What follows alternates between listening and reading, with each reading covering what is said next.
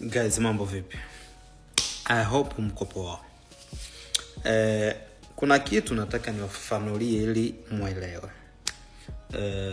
Kuna kipindi ambacho nilianzisha kwanza nashukuru Mungu. Sasa hivi Tanzania nzima nikiongelea jina la Bi Msumi wanajua ni nani. Nashukuru Mungu kwa jina mlivyolipokea na kuliendeleza kila sehemu. Sasa hivi jina la Bi Msumi linajulikana na nikisema Bi Msumi mnajua ni nani. Sasa nataka niwaeleweshe kitu kimoja. Mimi kipindi ambacho nawaambia nimeanzisha na kuambia Bi Msumi shwa, watu wengi walijua ile shwa inamaanisha mtu kafariki. Hapana. Bi Msumi ana ugonjwa ambao ugonjwa mpaka leo unamsumbua sana. Unaona? Mpaka leo hayo magonjwa yanamtesa mno. Unaona? Unaambiwa Bi Msumi ikifika kuanzia saa 8 mchana, saa 9, 10 hawezi kufanya jambo lolote.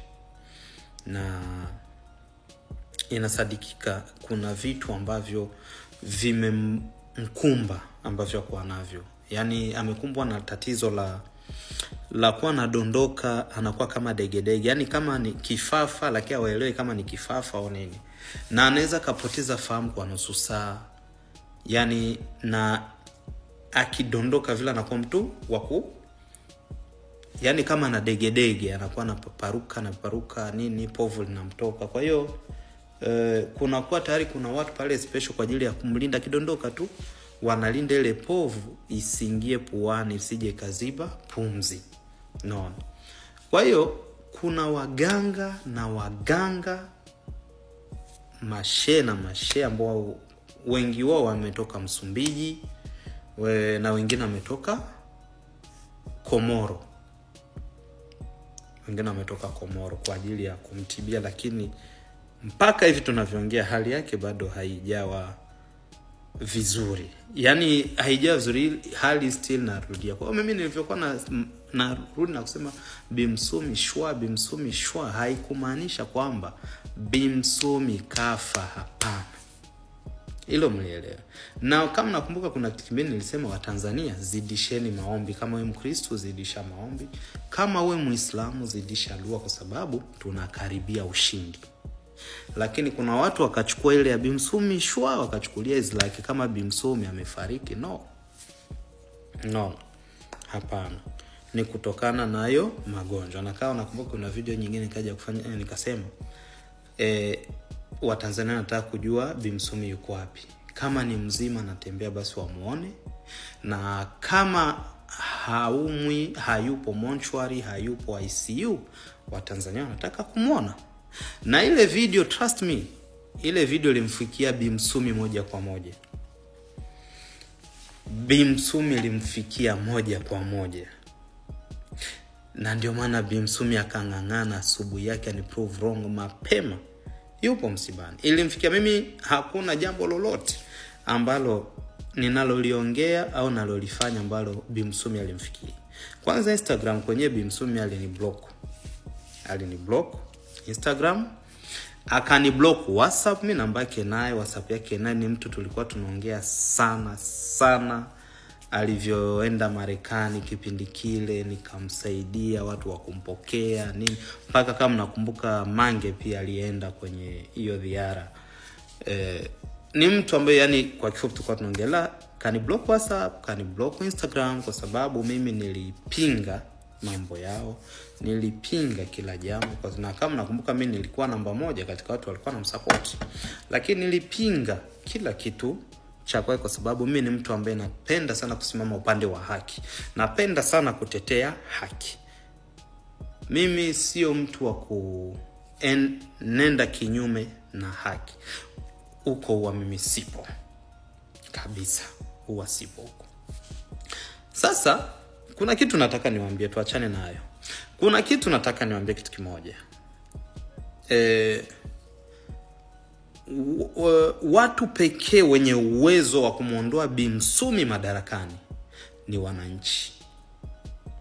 Watu wenye nguvu ya kumuondoa Bi Msumi madarakani ni wananchi.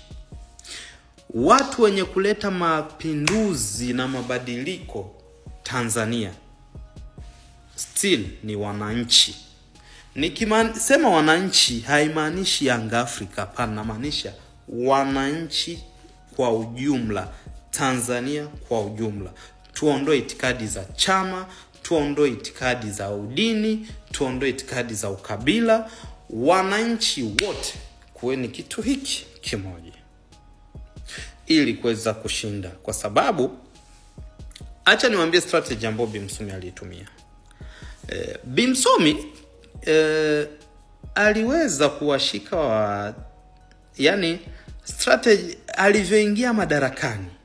Kitu cha kwanza ambacho Bi Msumi alifikiria na kuangalia, aliangalia kwanza kwenye ile system ile kwenye ile cycle, ni watu gani wanaopenda rushwa, ni watu gani wala rushwa kupita kiasi.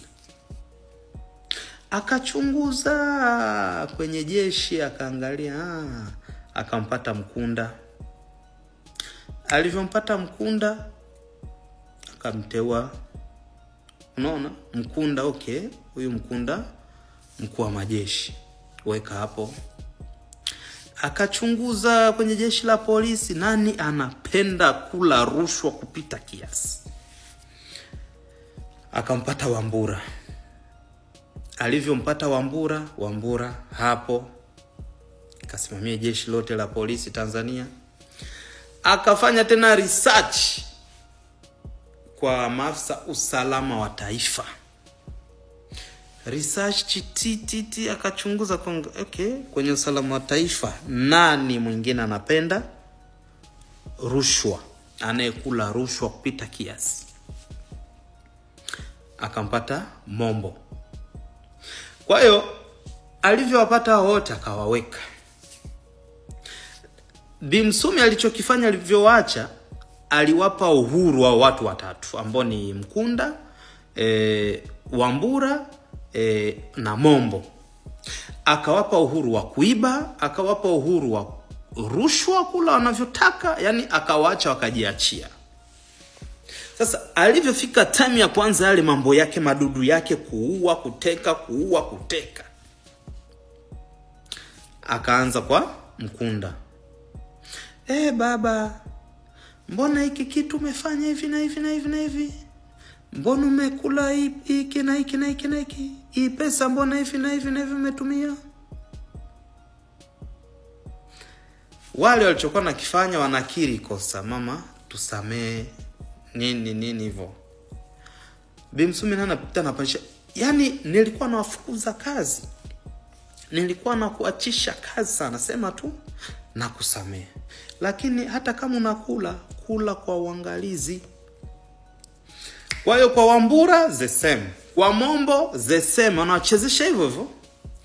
Sasa ikaje kafika hatua, ndio hii hatua tuliopo sasa. Unaona? Mombo, Abduli awe hivi na hivi na hivi, awaongoze hao watu rerere. Mombo ndio. Wambura, Abduli rerere, Wambura ndio.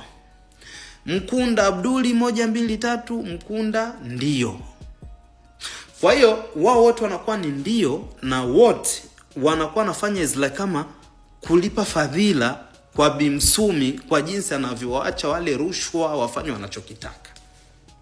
Na ndio maana leo hii ni ngumu Mkunda kupindua nchi, ni ngumu nani huyu Wambura sijui kufanya lolote, ni ngumu sana Mombo kukata, kwa sababu wanajua hapa tuna madudu haya na haya. Na hilo ndo jambo ambalo linawatafuna, ambalo Bi Msumi kawashikilia hivi, kwa sababu anajua anytime wakikoa pawe anajua na wakamatia wapi. Kwa hiyo Tanzania, wake up you guys. Amkeni tulipambanie taifa. Tarehe 24 Disemba wote ni mkesha, jenzi wote. Tarehe 1 jenzi tupo kwenye sikukuu ya mwaka mpya. Wote tusimame. PCK ameweza kufunguka na kutaja ile ugonjwa ambayo mama Samia anaugua. Na amesema kwamba wakati alisema sure alimaanisha kwamba kuna ugonjwa ambayo mama Samia anaugua, na amesema kwamba wengi hawakuelewa alichokuwa na maanisha, lakini anashukuru kwa yote, kwani hiyo jina Bi Msumi pia imeweza kuenea kwa kasi, na yeye ndio mwanzilishi wa hilo jina. Na sasa hivi ameweza kuongea mambo mengi ambayo umeweza kuyasikia kwenye hiyo clip. So sijui una maoni gani kuhusiana na alichosema PCK? Kama uko na maoni niachie hapo kwenye comment section. Kama hujasubscribe, na kuomba uweze kusubscribe, finya notification bell, ndio wakati wote tunapata habari kama hizi unakuwa wa kwanza kuzipata. Hadi wakati mwingine, na kutakia usiku mwema. Asante sana.